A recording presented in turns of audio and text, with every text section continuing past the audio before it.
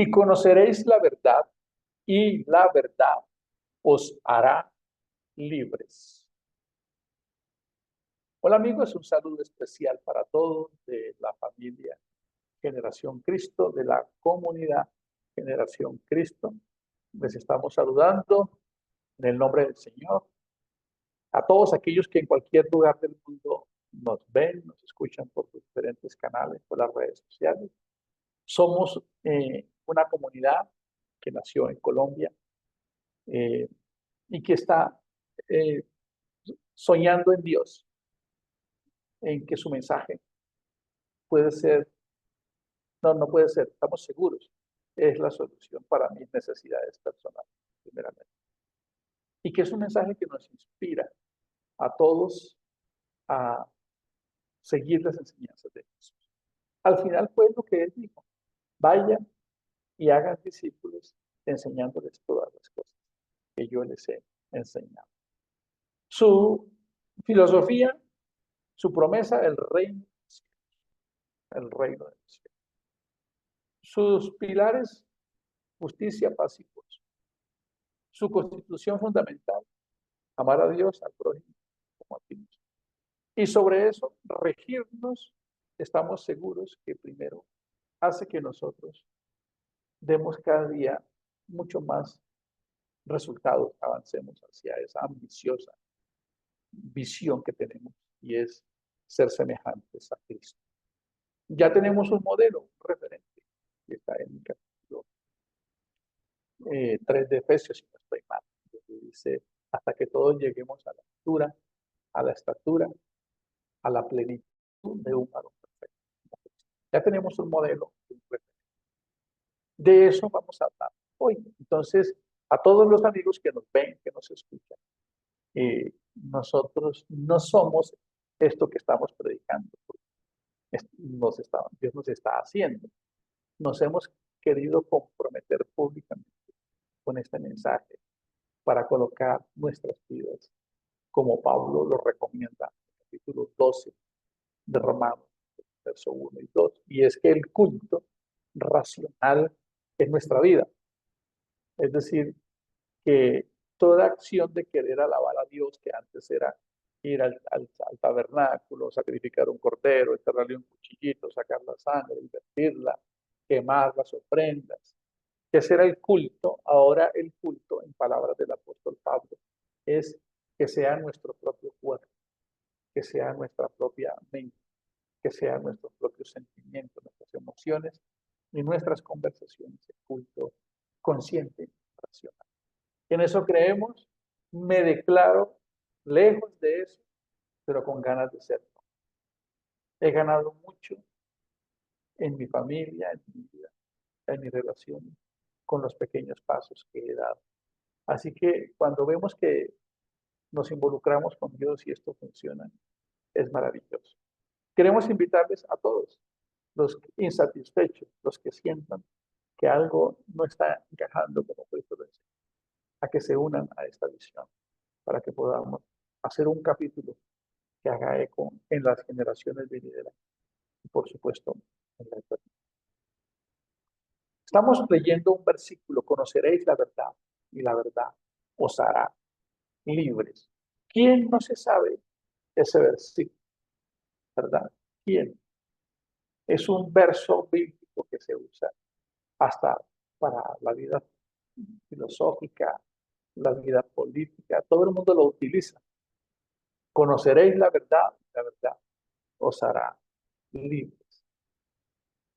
Es un verso sobre el que seguramente todos hemos pensado o enseñado en algún momento sobre. Pero cada vez, en la medida en que lo enseñamos y lo repasamos, descubrimos más cosas, vemos más cosas que no logramos ver en la primera vez. ¿Cuándo dijo Jesús esto? Es lo primero que tenemos que aplicar. Recuerden las 4 reglas de la interpretación. ¿Quién lo dijo? ¿Quién lo escribió? Que son sinónimos. ¿A quién se lo dijo? ¿A quién se lo escribió? ¿Verdad? La causa de eso tenía una razón de por qué escribirse, ¿verdad? Pero también tenía un objetivo. un objetivo. ¿Qué se quiere lograr con esto? Y no podemos desconocer el contexto cultural en el que se dijo, para que no estemos enseñando doctrinas que tenían como objetivo dar respuesta a una necesidad o a una crisis que se presentaba en el momento, como las hemos visto. Ustedes ven primero de Tesalonicenses 4, ahí se habla de la venida del Señor, porque algunos se había levantado un rum rum y ya el Señor había y que el reino no se había establecido. Entonces Pablo escribe esa carta de segunda de Tesalonicenses, primera y segunda. Algunos dicen que hay una tercera con muchas pruebas porque él hace mención en una de ellas, una carta que se perdió, una tercera carta a Tesalonicenses. Coloquemos otro ejemplo. Cuando ustedes ven la carta a los Gálatas, que es una iglesia que estaba en Galacia, allá se levantó un movimiento, llamémoslo así como muy parecido a un movimiento que se llama Judíos por Jesús o Mesianismo. En este grupo, como venían de la ley, estaban enseñados a todos esos ritos, dijeron, no, pero ya qué toca hacer. Entonces, ¿por qué no nos circuncidamos? Y nos quedamos con algunos mandamientos muy fuertes de la ley y seguimos a Cristo. Entonces Pablo, para resolver ese judaísmo que se estaba, eh, si ustedes leen esa carta, que les invito a ser muy buenos lectores siempre, la leen completa, es fascinante. Ustedes ven el más poderoso tratado de apología. Apología es defensa de la fe que Pablo hace, está en Gálatas. Claro, Pablo era muy radical. El modelo de Pablo no lo podemos aplicar en esta época, no quedaría ninguno. Déjenme contarles un poquito lo que Pablo dijo en sus primeras líneas en esa carta. Dice, estoy fascinado de que tan pronto, estoy sorprendido de que tan pronto os hayáis alejado de aquel que os llamó de la gracia sus mirables para seguir otro evangelio. Para seguir otro evangelio. Estoy viendo que están fascinados. ¿Quién nos fascinó? La palabra original de fascinar es hechizar. ¿Quién los hechizó a seguir otro evangelio diferente al que yo he predicado? Escuchen las palabras de Pablo, porque yo les digo que si a un ángel, alguien o distinto, os predicar un evangelio distinto al que yo predico, el tal sea maldito. Wow. ¿Ven por qué creo que este ejemplo nos enseña a tener los elementos por lo que estamos hablando? Imaginen nosotros diciendo eso en esta época, con un radical como Pablo, ¿verdad? O cuando tuve el disgusto con Pedro, porque Pedro se volvió, en alguna medida se dejó permear, se dejó contagiar, perdonen, infectar de la hipocresía en algún momento. En una congregación donde los más acomodados económicamente se hacían algunas enseñanzas judaicas, Pedro no, por temor, Pedro siempre le faltó carácter, ¿no? En esa parte. Recuerda cuando estuvo en Cornelio que se llevó 3 testigos, él buscaba las aprobaciones y aún siguió todavía acá. Entonces no le enseñaba a ellos, porque qué pena, eran de dinero, los más aviondos. Y Pablo llega y se da cuenta de eso, pero Pablo no aplicó ninguna técnica de liderazgo como reconocimientos en público y llamados de atención en privado. Para él eso no existía. Es más, Pablo se mofa diciendo, y tuve un disgusto con Pedro, no pequeño, a donde le enrostré porque se había dejado hablar. A eso es a lo que nos referimos, a que nosotros debemos contextualizarnos en este momento. Entonces, ¿cuándo dijo Jesús? Si ustedes conocerán la verdad y la verdad os hará libres. Eso está en el capítulo 8 de Juan. Y todo empieza, aquí hay una historia muy bonita porque aquí está eh, donde la mujer que fue encontrada en adulterio, pero Jesús les dice algo y dice, yo soy la luz. Entonces, yo soy la luz que alumbra a todos los que viven en este mundo. Escuchen esa expresión tan poderosa. ¡Wow! Yo soy la luz. Es que es increíble esta expresión. Yo soy la luz que alumbra a todos los que viven. Síganme y no caminarán en la oscuridad, pues encontrar los que les da Dios. Esto para los fariseos era un insulto, Porque primero, los custodios, es una palabra que se usa mucho, los de la cobertura, los meros meros, los que daban las credenciales de rabinos eran ellos. Y para ellos Jesús era un aparecido, un don nadie. Y viene a decir esto en público delante de todos. Yo soy la luz que alumbra a todos los que viven en este mundo. Wow, eso es muy poderoso. Síganme y no caminarán en la oscuridad, pues tendrán la luz que les da. Entonces se armó una tremenda discusión entre los fariseos. Recuerde que Jesús tenía como tres grupos: saduceos, fariseos, herodianos, eran muchos grupos que tenían ahí, que convivían entre ellos y eran como un poco hipócritas, pero por el poder y repartirse la tajada convivían. Y cada uno tenía una creencia distinta. Que el Señor Jesús tiene que predicarle a una mentalidad judía. Yo quiero que por favor nunca olviden eso a la hora de leer un texto. Jesús le predicó a un pueblo con mentalidad, con cultura y con fe judía. Eso nos permite tener un poco de claridad cuando estemos leyendo los textos. Así que los judíos se fueron en rastre con Jesús. Entonces dijeron, los fariseos le dijeron, tú te estás alabando. Se armó una disputa impresionante sobre que Jesús estaba poseído, loco, y Jesús hablaba que él no venía en su propio nombre. Entonces se armó esta discusión muy grande. Entonces Jesús les dice algo increíble. Jesús les dijo a los judíos que habían creído en él. ¿Por qué? Porque sí hubo personas que creyeron en eso. No muchos. Muchos creyeron superficialmente. ¿Qué quiere decir superficialmente? Que cuando capturaron a Jesús y se corrió la voz por los grupos de WhatsApp de esa época y por las redes, se armó, dejaron las redes y le siguieron. Que habían capturado a Jesús y que los discípulos se habían escapado corriendo. Todo aquel que era cristiano era considerado un cómplice o sospechoso. Así que esa fe llegó hasta ahí. ¿Cómo nos damos cuenta de eso? Sencillo. El día de Pentecostés solo estaban 120. Es decir, los que comieron pan, los que sintieron gozo, los que la pasaron de maravilla, algunos de los leprosos. No sé cuántas personas hemos especulado. ¿Cuántas personas tuvieron contacto con Jesús? No lo sabemos. La cifra pudo haber sido extraordinaria. 500,000 personas, 1,000,000, no sabemos. Pero debieron haber sido muchos los que siguieron a Jesús hasta llegar el momento de verdad. El momento de verdad es cuando nuestra fe empieza a entrar en juego la presión social. ¿Qué es la presión social? Las fiestas, las culturas, los hábitos. Uy, no, pero es que no hay que ser tan fanático. En esta época, pues no nos persiguen. En esta época no hay leones, no hay soldados romanos que crucifican a las personas, pero es la prueba social. En esa época quedaron 120, para que se hagan una idea, ¿verdad? Entonces Jesús les dice algo maravilloso. Y es aquí donde quiero que todos nos enfoquemos en el mensaje de mañana, porque Dios nos ha venido, o así lo creemos. Queremos pedirle a Dios que nos ayude a no estar buscando enseñar doctrinas humanas ni tener sesgos cognitivos o religiosos o doctrinales, que los tuve durante mucho tiempo. Quiero decirles que los tuve. Esta mañana, mientras pensaba en esta mensaje, le decía, debo leer esto como si yo fuera un desconocido, como si yo nunca hubiese estado en una iglesia.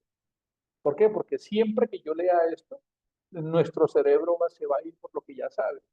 Y cuando yo sé algo, así no sea verdad, para mí es una verdad. Y si me lo van a remover, mi cerebro identifica eso como una amenaza de muerte. Es increíble. Entonces, él les dice lo siguiente, miren esto con mucha atención. Si ustedes obedecen mis enseñanzas, escuchen, obedecen. Si ustedes obedecen, wow, mis enseñanzas. Voy a repetirlo. Gio, si tú obedeces las enseñanzas de Jesús, serás verdaderamente. ¿Qué tal si tú te lo preguntas? Y si eso es así, solo cuando eso sea así, entonces conocerán la verdad y la verdad os hará libres. Nos damos cuenta que tiene un contexto, porque a veces decimos, y conocerá, bueno, ¿y esto en qué texto está? ¿Bajo qué contexto se dijo? ¿Por qué se quería decir esto? Lo que está diciendo el Señor Jesús aquí es y es que cualquier expresión verbal de ser o participar en el cristianismo queda totalmente anulada si nosotros no estamos escuchando y obedeciendo las enseñanzas. No quedé tan bien parado yo ante este mensaje. ¿Por qué? Porque la principal enseñanza de Dios es amar a Dios, amar al prójimo y a mí mismo. Es más, me di cuenta que ni siquiera me amaba a mí mismo, que fue una pregunta que nos planteamos. ¿Y qué significa amarte a ti mismo?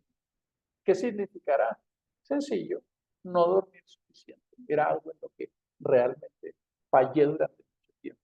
Eso es no amarme a mí mismo, no cuidar mi salud, no hacer aquello que corresponde para mi bienestar de salud, no tener esa cultura de respeto hacia este sagrado santuario, es no amar. Entonces, si yo ni siquiera me reconozco lo valioso que soy y no me amo, pues el que está al frente de mí lo trato de la misma manera, a menos que él esté en una situación de poder y yo reciba un beneficio de él. Ejemplo, sea un empleado. Entonces ahí ya cuento cosas, tolero, pero donde yo estoy y yo estoy a la par o tengo el poder, vamos a hacer otros. Ahí, como dicen, vamos a mostrar el cobre. Recuerda que yo siempre me coloco en primera persona porque aquí, como dijo Jesús, el que no esté así, que tire la primera piedra y todos estamos en este aprendizaje, ¿verdad? Entonces, ¿qué significa conocer la verdad? Y la verdad lo sabe. Yo quisiera que ustedes pensaran eso. La verdad, y la verdad lo sabrá. ¿Libres de qué? ¿O libres de quién? Escuchaba yo ayer a María. ¿Libres de nosotros mismos? ¿Libres de qué? ¿Por qué no lo analizas? ¿De qué es que te liberó Jesús? ¿De quién? ¿De qué? ¿De ti mismo? ¿De algo externo? Esa es una respuesta personal para no causar polémicas en el tema. Cada persona debe encontrar si ya conoce la verdad y si esa verdad le ha hecho. Claro, volvamos nuevamente al contexto, que él se lo está diciendo a unos judíos, que eran los más soberbios y arrogantes que se puedan imaginar. Es más, eran esclavos en ese momento y eran esclavos, es que ellos no se sometían a la fe. Eso era una realidad, pero eran esclavos política y socialmente, aunque espiritualmente todavía no lo eran. Así que dice, ellos le contestaron, nosotros somos descendientes de Abraham y nunca hemos sido esclavos de nadie, porque la palabra aquí es libertad. Entonces dice, nosotros nunca hemos sido esclavos de nadie. Venían de ser esclavos de Roma, venían de ser esclavos de Grecia, venían de ser esclavos de Babilonia. Y 600 años atrás venían 430 años de esclavos, eran tan arrogantes que ellos creían que eran la última Coca-Cola en América Latina. Bueno, sí, también, ¿cierto? Están, aquí, están en una discusión acalorada con Jesús. Se sienten ofendidos, saben que Jesús les está atacando. Pero aquí hay algo que es increíble. Dice, Jesús dice, les aseguro que cualquiera que peca es esclavo del pecado. Por eso, si yo, el Hijo de Dios, les perdono sus pecados, serán libres de verdad. ¡Wow! Hermanos, esto es muy poderoso. Voy a leerlo, hermano. Les aseguro que cualquiera que peca es esclavo del pecado. Por eso, si yo, el Hijo de Dios, les perdono sus pecados, seréis libres de verdad. Escuchen esto. Seréis libres de verdad.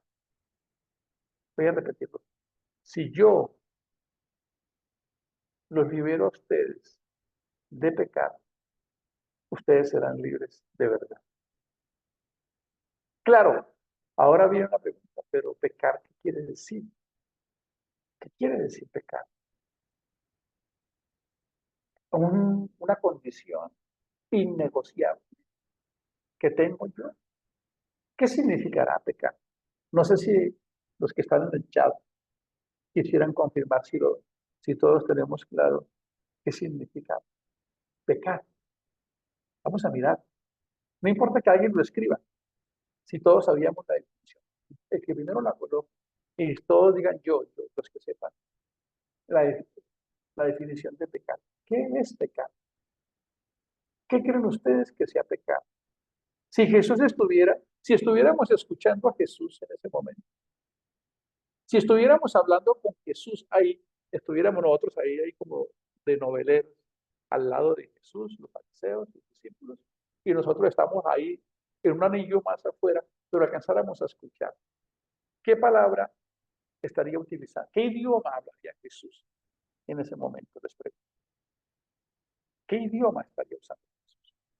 ¿Qué mensajes estaba transmitiendo Jesús y qué estaban escuchando los fariseos? ¿Cómo les parece? ¿Sí ven que es importante preguntarnos eso? Porque si yo lo leo en español hoy, pecar, pues volvemos a caer en el aspecto religioso. Vamos a hacer una exégesis a eso. Lo que Jesús estaba diciéndoles a esos discípulos era errar al blanco. Es, tanto en hebreo como en griego, el significado es el mismo. Les invito a buscarlo para que nos quieran confirmar. Etimología de la palabra. Errar al blanco. Ser un neófito, ser un novato, levantarme con el pie izquierdo, trastabillar, no saber conducirme, no saber controlarme a mí mismo, no atinar, gracias Martica, no ser experto en ser la versión de Cristo, no ser experto en vivir de acuerdo al modelo de Jesús. Claro, tenemos una gran carga en el capítulo 7 de Romanos, que veo una ley en miembros que se revela contra la ley del Espíritu y me lleva cautivo a la ley del pecado. Pero si ustedes van al capítulo 4 de Génesis, ustedes se van a dar cuenta que no tienen esa carga religiosa. Porque lo que Dios le dice a Caín es que él puede sobreponerse a su condición. Él le dice, Caín, ¿por qué estás de ti? ¿Por qué ha decaído? Caín, tú puedes, Caín. Ahí, al frente de ti, está tu decisión. Tienes dos decisiones, obedecerme y no obedecerme. Desobedecerme es errar, es pecar, como una fiera para devorar. Y te va a traer consecuencias. Pero si lo leen en todas las versiones, hay una versión que creo que es la nueva traducción viviente, dice, pero tú puedes dominarlo, tú puedes ser su amo. Quiere decir que nosotros tenemos que ser justos con la escritura. No solamente veo una ley en mis miembros que me lleva al mal, yo también tengo una ley en mis miembros que me lleva al bien. Si yo ejercito, si yo me la paso ejercitando la de la carne, pues esa es la que me va a dominar. Pero si yo conscientemente me esfuerzo, conscientemente. Hermanos, Dios es un caballero, Dios es un señor. Él no se va a meter en tu parte cognitiva y emocional y te va a secuestrar y te va a cambiar a ti. No, Él no te va a secuestrar ni te va a quitar nada de aquello. Él te va a posibilitar para que tú lo puedas hacer. Solo que me parece fascinante cuando Jesús dice, si ustedes conocen la verdad, y esa verdad está en mis palabras, en mis enseñanzas. Y si ustedes aplican mis enseñanzas, ustedes mueren al ego. Y si ustedes mueren al ego, ustedes son enseñables. Y si ustedes son enseñables, guardan mis palabras y mis palabras se convierten en hábitos. Entonces ustedes ahora aman al prójimo. Y no van a poder, escuchen, cuando se dice que el pecado es porque nosotros tenemos una memoria corporal, una memoria neuronal. Y nosotros repetimos y repetimos todo aquello en lo que hemos errado al blanco. De manera que lo que él está diciendo es hasta que nosotros no nazcamos de nuevo y tengamos nuevos hábitos de amar a Dios, nuevos hábitos de pensar como Dios quiere, nuevos hábitos del primer mandamiento, solo hasta que nosotros reescribamos en nosotros a través de su empoderamiento y su asistencia con el Espíritu, entonces ahí seremos libres. Recuerden que el hombre no puede dar de lo que no tiene. Recuerden que de una fuente de agua amarga no puede salir agua dulce. Recordemos que de la abundancia del corazón habla la boca. Recordemos que por los frutos nos conocerán. Solo cuando su palabra llega a nosotros, nos ayuda a conocer, a entendernos. Y nosotros conscientemente ahora queremos nacer de nuevo, aprender como un niño que ha nacido de nuevo, a volver a aprender, a pensar, a sentir y a conversarse. Entonces ahora seremos totalmente libres. Bendiciones para todos. Nos vemos en el siguiente episodio.